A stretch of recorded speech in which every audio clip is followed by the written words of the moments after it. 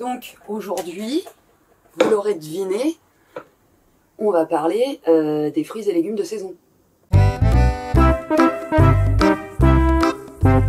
Alors, petite vidéo du jour. Oh purée, il y en a assez là, vous avez compris le thème. Nous n'allons pas parler des courgettes et des poivrons, nous allons parler dinosaures. Alors une vidéo toujours fenêtre ouverte, donc bruit éventuel. I'm sorry, plus un lapin qui mange un carton. Tout va bien. Attendez, je me rapproche. Parce que c'est l'été, il fait chaud, j'habite en ville. Et donc, écoutez, vous allez vous taper les bruits de circulation. I'm so sorry. Et puis surtout parce que oui, la vraie raison, c'est parce qu'avec toutes mes plantes, ça me prend littéralement 45 minutes de fermer mes fenêtres. J'ai pas le courage. On va faire avec. Passage voiture. Une vidéo aujourd'hui dédiée donc à nos amis les dinosaures. Je ne suis pas, je le dis souvent, mais je suis pas une spécialiste de ce domaine-là particulièrement. La paléontologie, j'en ai fait, hein, sois bien d'accord. Mais c'est pas forcément mon domaine de prédilection. Quand bien même, je connais 2-3 choses.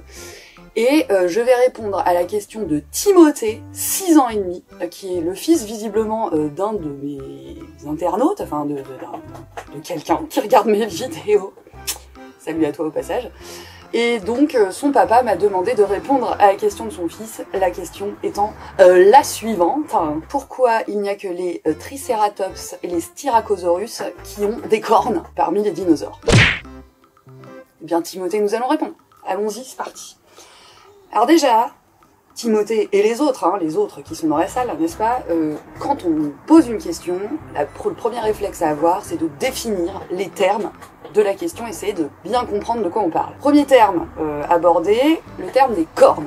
On parle de cornes. Alors, qu'est-ce que c'est qu'une corne au sens biologique du terme? Une corne, grosso modo, c'est une extension soit osseuse, soit au sens premier, extension soit osseuse, soit de kératine, présente sur la tête d'un animal. D'accord? Donc que ce soit au niveau du front, au niveau du chanfrein, bon voilà, on pense notamment aux cornes de rhinocéros par exemple, c'est une bonne illustration, ou aux cornes des bovins. Ça c'est vraiment le terme, enfin le sens premier. Deuxième sens par extension, on appelle corne toute structure qui s'apparente en termes de forme et de rôle. Oui pardon, donc le sens 1, les cornes c'est chez les mammifères à la base. Et donc on étend ça à tout le règne animal, dès lors qu'un animal a des structures qui ressemblent vaguement aux cornes des mammifères et que ça a à peu près la même fonction, on appelle ça corne, mais au sens anatomique, ça n'est pas vraiment une corne. Donc par exemple, il y a des lézards à cornes, ou vous avez des scarabées rhinocéros, qui ont voilà, comme ça des extensions, là, pour le coup c'est leur exosquelette, c'est des extensions qui ne sont pas osseuses, ni de kératine, et donc du coup, on parle aussi de cornes, mais ce ne sont pas vraiment des cornes dans ce cas-là. Attendez, parce que je suis pas à l'aise. Is it better? Yes? Ouh! Mes plantes! Oups! C'est bon les filles, ça va? Pour une fois que c'est pas Taïne qui fait des bêtises. Deuxième terme à expliquer, c'est le terme dinosaure. Eh oui, parce que bon, sait-on tous de quoi on parle quand on parle des dinosaures? Pas forcément. Allons-y. Donc les dinosaures, on va parler un peu technique, désolé. Alors, encore une fois, attention, warning, je vais faire ça rapidos. Encore une fois, les puristes, s'il vous plaît, je réponds à un enfant de 6 ans et demi. Donc je vais faire les choses relativement simples, il y aura peut-être des erreurs, ok bon. Donc les dinosaures, c'est un super ordre de sauropsides. Les sauropsides, grosso modo, ça réunit les reptiles, appellation reptile, et les oiseaux, d'accord? Ce sont des diapsides, c'est-à-dire qu'ils ont 2 perforations temporales, 2 fosses temporales. Évidemment, j'illustrerai mon propos pour que vous compreniez de quoi je parle. Donc ils ont 2 trous à la base. On les appelle des diapsides. Alors leur point commun, si on a envie de se la péter, on dit leur synapomorphie. Donc leur point commun aux dinosaures, c'est que ils ont déjà ce qu'on appelle une posture érigée, c'est-à-dire qu'ils sont debout sur leurs pattes et non pas comme ça. Vous voyez, comme notamment les lézards, ou les crocodiles. Ding ding. Donc ils ont une posture érigée, ils sont tous terrestres. Ils ont 2 autres points communs, ils ont une sorte de crête au niveau de l'utérus. Bah oui, bien sûr, de l'utérus, Marie, le fameux utérus des dinosaures. Au niveau de l'humérus, ils ont une sorte de crête osseuse, vous verrez. Et ils ont une perforation au niveau du bassin. Première anecdote, accessoirement, parce que j'aime bien les anecdotes, accessoirement, les dinosaures n'ont pas tous disparu, contrairement à ce qu'on pense, hein, voilà. Non, non, les oiseaux sont clairement des dinosaures. Voilà. Donc vous ne regarderez plus jamais un pigeon de la même façon. Deuxième anecdote, on dit souvent que dinosaure ça veut dire terrible lézard. En fait c'est une erreur de traduction, c'est Sir Richard Owen, yes, the master, qui en 1842 a inventé le terme dinosaure, et lui, le sens qu'il y mettait, c'était lézard terriblement grand. Et c'est pas exactement la même chose. Donc voilà la signification du mot dinosaure. Donc par rapport à ce que je vous ai dit des dinosaures, vous allez me dire elle se fout de nous parce qu'elle y a mis des trucs là, ça n'a rien à y faire. Et effectivement, donc les dinosaures, eh ben on exclut tout ce qui est ptérosaure. Hein. Alors ça c'est pas vraiment un ptérodactyle, je me souviens plus son nom. Voilà. Donc ça dégage. Ça aussi, hein. Désolé, mais ce ne sont pas des dinosaures. On exclut tout ce qui est ichthyosaure, et plésiosaure. Donc tous ces machins-là, tout ce qui nage là. Ah, ils sont pas terrestres, hop, bam. Ça, bon, pas du tout, hein, voilà, hop, ça dégage, ça va nous faire un peu de place, ding. Voilà, ça non plus, hop. Voilà. Donc là d'accord, là on peut parler, on est bien sur les dinosaures. Et donc les oiseaux aussi, hein, Archaeopteryx, si vous connaissez, hein, belle forme intermédiaire entre les oiseaux et les reptiles, enfin, bref. Vous voyez ce que je veux dire. Alors, on va faire une rapide classification des dinosaures. Pareil, histoire qu'on sache un petit peu de quoi on parle, c'est l'occasion. Bon, déjà, il y a deux grands groupes dans les dinosaures, de base. Les ornithischiens, ouais, c'est affreux. Les ornithischiens d'un côté et les sauristiens de l'autre. La grosse différence se joue au niveau du bassin entre ces deux grands groupes de dinosaures. Chez les ornithischiens, on dit que c'est des reptiles à bassin d'oiseaux. Ils ont en fait le pubis qui va dans le même sens, qui va vers l'arrière. Alors que chez les sauristiens, le pubis va vers l'avant. Bon, voilà. Donc ça, il suffit qu'on retrouve un bassin voilà, fossilisé, et on peut savoir si c'est un ornithischien ou un sauristien. Alors les ornithischiens sont majoritairement des herbivores. Hein. Vous avez trois grandes famille, voilà, chez les ornithischiens. Je simplifie encore une fois.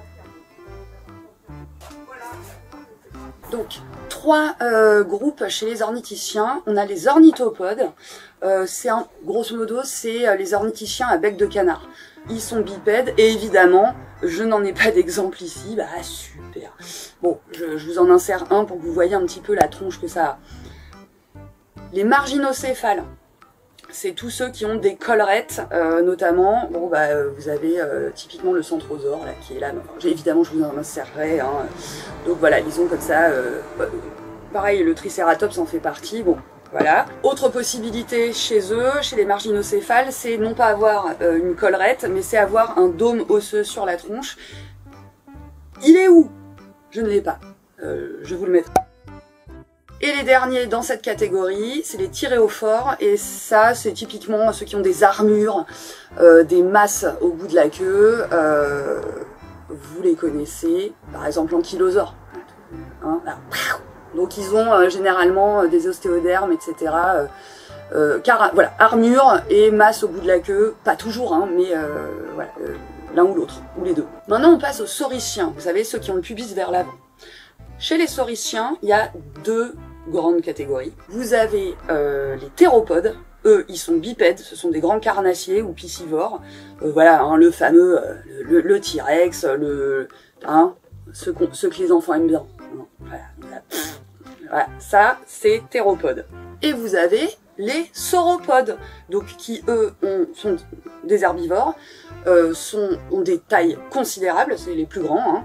Alors évidemment c'est pas à l'échelle hein, mes histoires, hein, mais voilà, Diplodocus et compagnie, ils ont un cou immense, ils ont une très longue queue, ils sont quadrupèdes, herbivores, voilà, ce sont les sauropodes.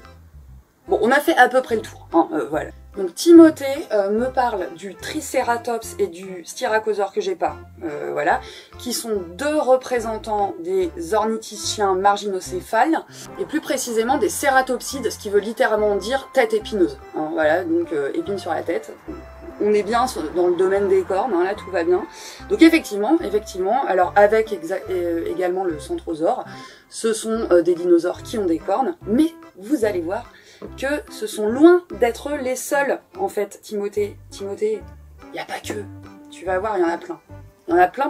Alors déjà, au sein de cette famille, on en trouve un paquet d'autres, hein, de dinosaures à cornes. Je vous mets une petite illustration de la diversité des cornes qu'on peut trouver chez les marginocéphales et les cératosaures. Il y en a plein, il n'y a vraiment pas que Triceratops et Stylacosaure, pas du tout. Alors après, au sein des ornithischiens, on a également dans d'autres familles, on a également des cornes. Par exemple, chez les ornithopodes, on a Pachycéphalosaurus.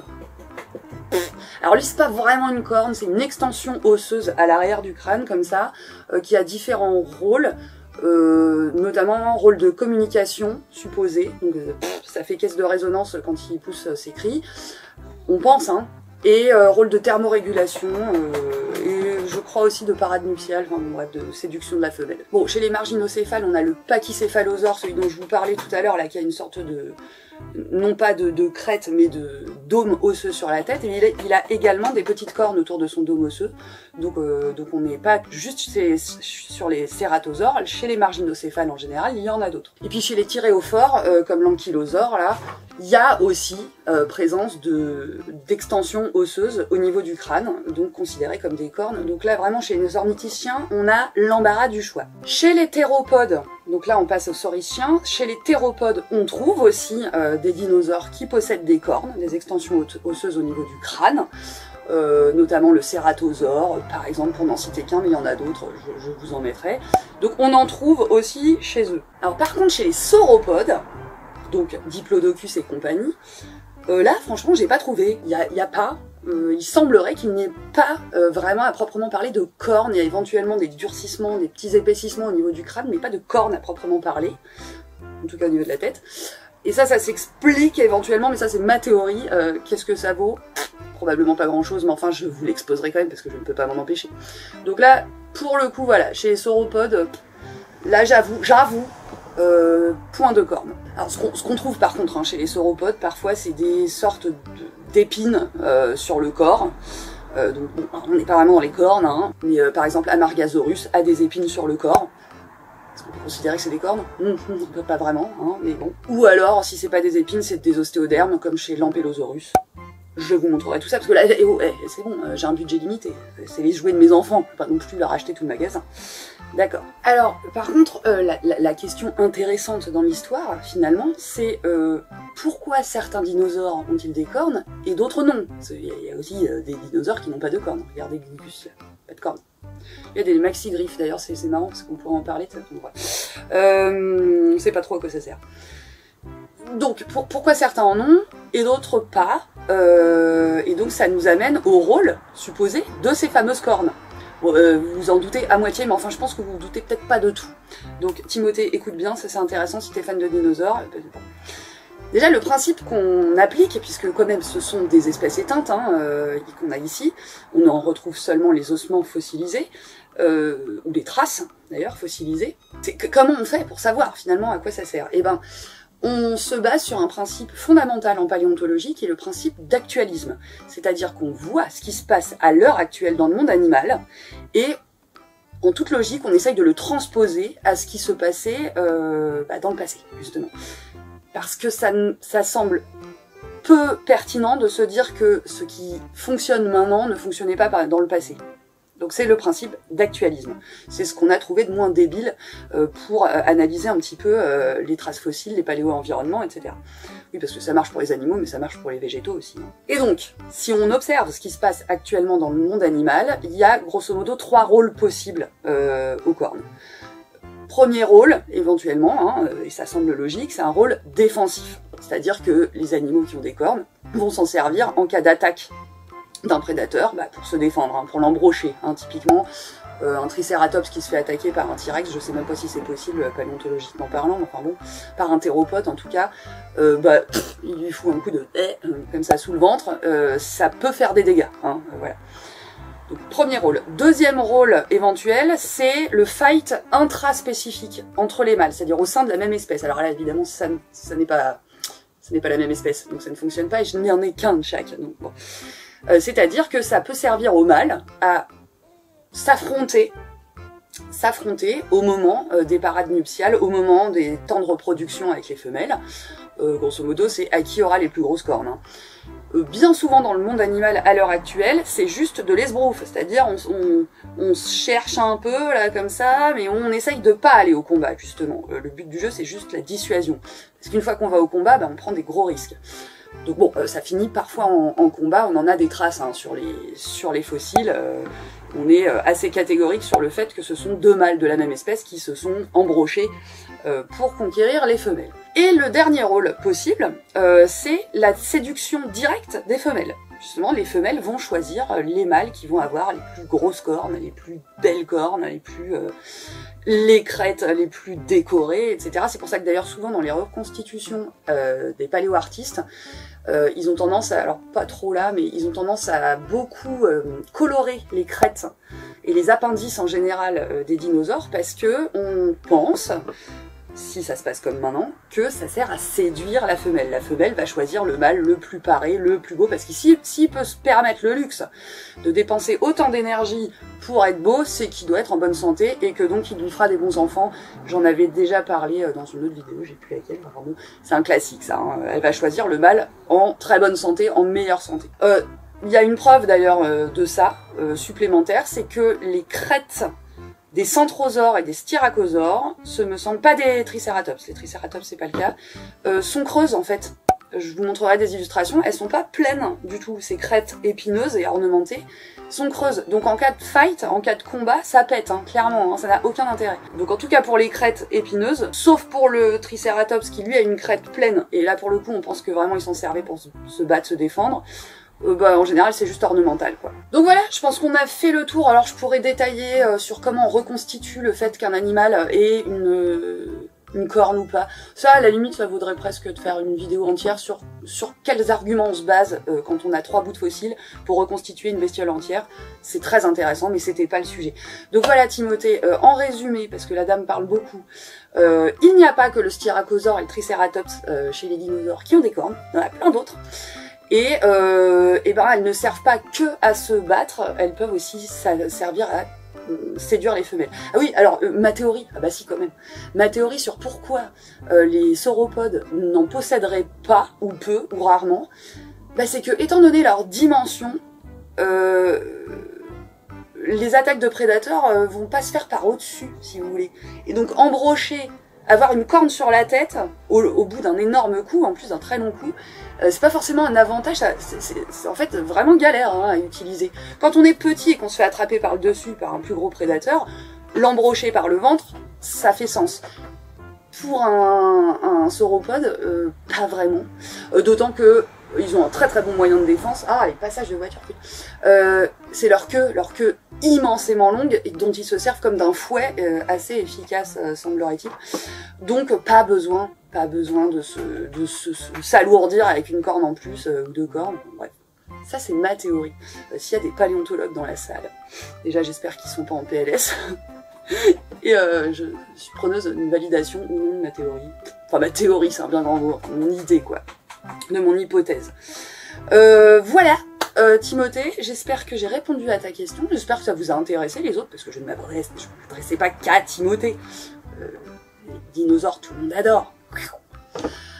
Voilà, à bientôt pour une prochaine vidéo, j'espère que vous passez tous un très bon été. Profitez-en, Taïn continue à dévaster son carton. Ça fait 2 mois qu'elle est sur le projet, là, je sens qu'elle arrive à bout, mais pas sûr. Je vous embrasse très fort, prenez soin de vous, à la prochaine. J'ai plus l'âge, moi, de ces conneries, j'ai plus l'âge, vraiment.